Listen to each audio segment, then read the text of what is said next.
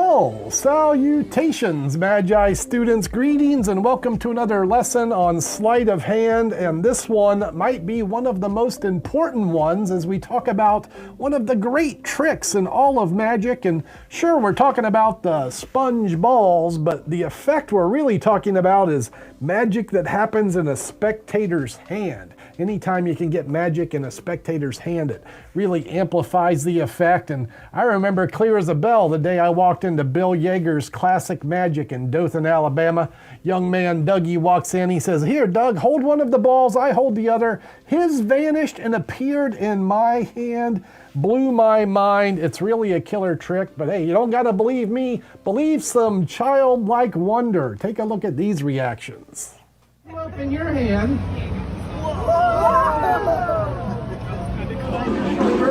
This one. And it's going to be a little easier if you have two. So let me just... You'll never guess where it goes.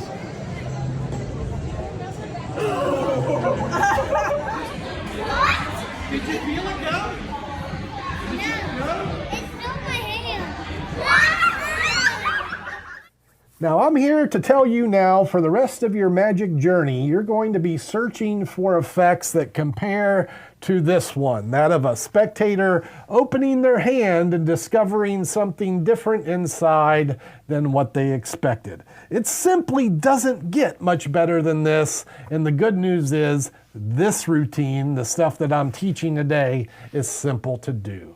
We're going to learn some simple palms, a simple vanish, a little directive technique, and then we're going to have one of the best tricks magic has to offer. All right, let's start with a brief discussion of the props I'm using today, and these are Goshman's Pro sponge balls, 1.5 inch, and they come packaged something like this, although sometimes they come in a box. This is a box of 2-inch Goshman's sponges. I do carry these at kindred.com, and I can get them. I also carry the TCC sponge balls. These are a 2-inch ball, a little more closer to super soft, but the spheres I use most often these days are this 1.5 inch size. And I'll tell you what I do actually. I buy these in bags of 50, as I'm often prone to give these away after I... Now, those are yours now. If you want to hand them to someone with a pocket, they're yours now. You go home, you go to YouTube.com, you look up how to use them, and maybe you can learn magic too, okay? I'm often prone to give these away after I do the trick to children and interested adults and such, and maybe this would interest you, maybe not, but that's what I do with the Goshman sponges. Now, there is a lot you can do with sponge balls, and some routines use 1 sphere, some use 2 or 3 or 4, some use 18, but in my experience, the best magic is really just done with 2, and that's the routine we're going to be looking at today. And let me tell you, when I'm walking out of the house, if I know I'm going to be doing magic either in a professional capacity or just for fun, I stick a couple of 4 or 6 of these in my pocket, a few on each side, so that I'll be ready to go for the evening's entertainment.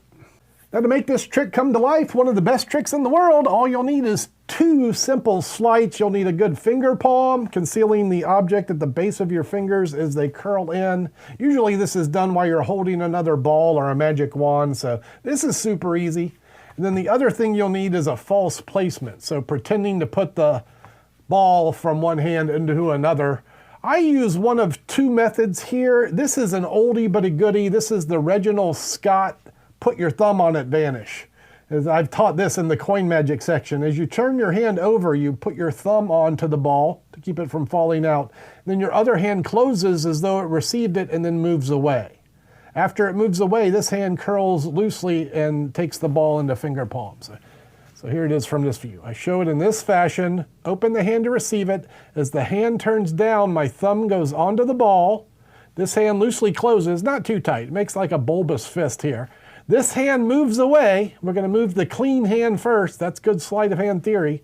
This hand moves, and then we go to grab our other object. Sometimes it'll be another ball. Now, there is a second sponge ball vanish that I'll often use. This is a retention of vanish technique. This works with sponges and coins and other small objects. The idea here is to give a retina burn of the object as though it's actually in the hand after it's already been sneaked out into the other hand. So here's the details. I hold the object pinch, as much of it showing at the tip of my thumb and first finger. The receiving hand is open, and I'm going to place this object not in the middle of the hand, but I'm going to aim for the base of the first finger, like right of the pad of the finger. And in the case of the sponge ball, what I'm looking to do is have just a little bit of that sponge kind of poking out the side of my hand. See how it's poking out there? So that's step one. Step two, when the left fingers hit the back of the pinky, the left fingers are closed. Now I know I'm clean because the ball's not in view. I can execute the secret mechanics of reaching out and then pulling the ball back into a finger palm situation.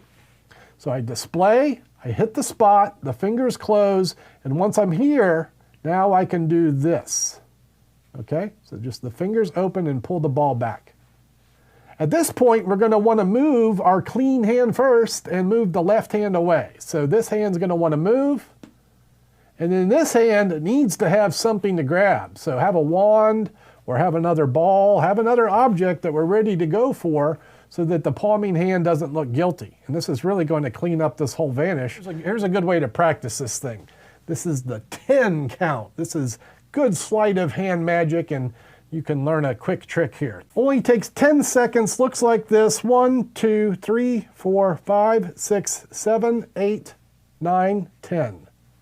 Or you do it backwards. 10, 9, 8, 7, 6, 5, 4, 3, 2, 1. Now this 10 count is a great way to learn a false placement as it integrates the clean hand moving away first, and also after that false placement, the dirty hand will reach for the ball, which makes the vanish extra deceptive. It's just got all the elements built in. So here's the details on the 10 count. The right hand moves forward, covering the ball on the count of 1, on 2, the left hand moves forward.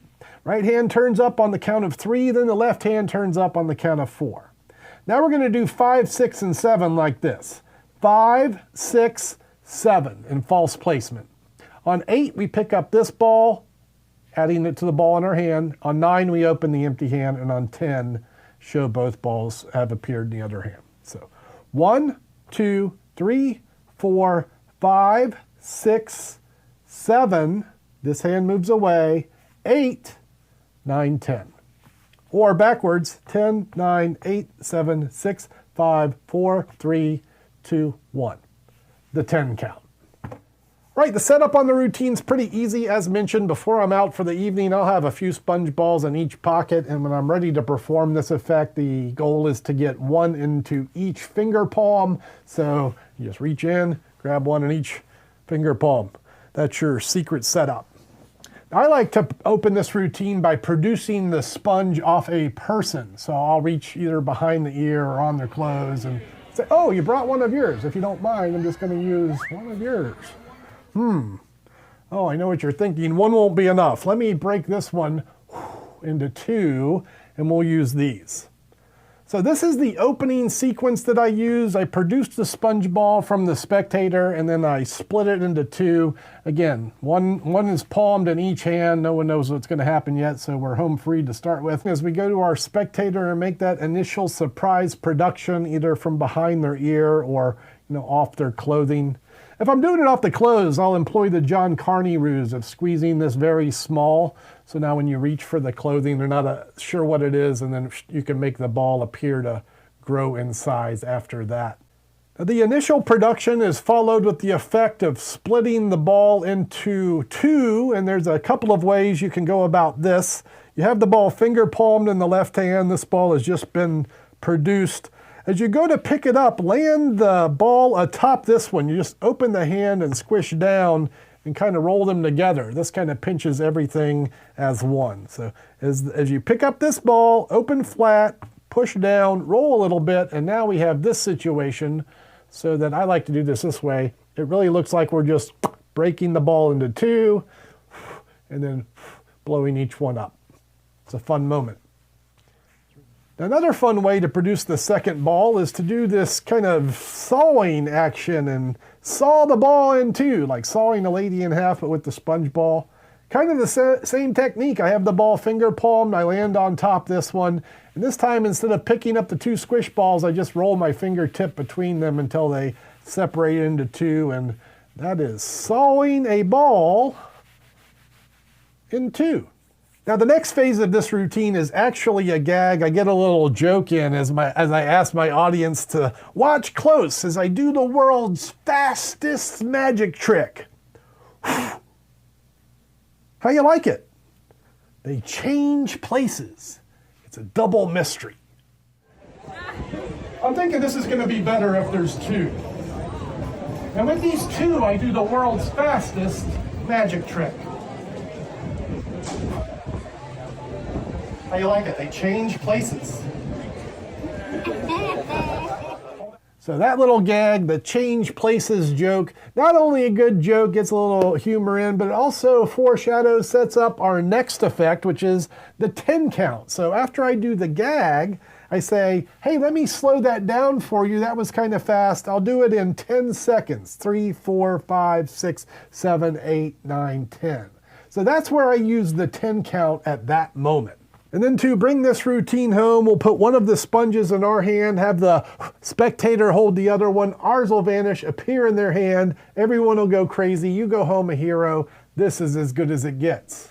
And so to make one of the balls appear in your spectator's hand is really no more difficult than the 10 count, little extra audience management. You're going to need a finger palm and a false placement. Start with that, pretending to put one ball from one hand to another, and then as you reach to grab the second ball, the palming hand opens flat. Let me give you the exposed view here. I'm going to flatten both of these balls together and then roll them like in a tight package.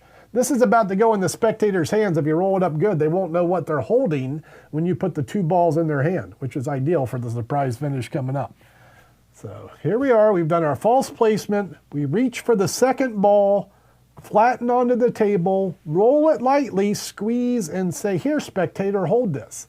Now, as you go to place this in the spectator's hands, couple things.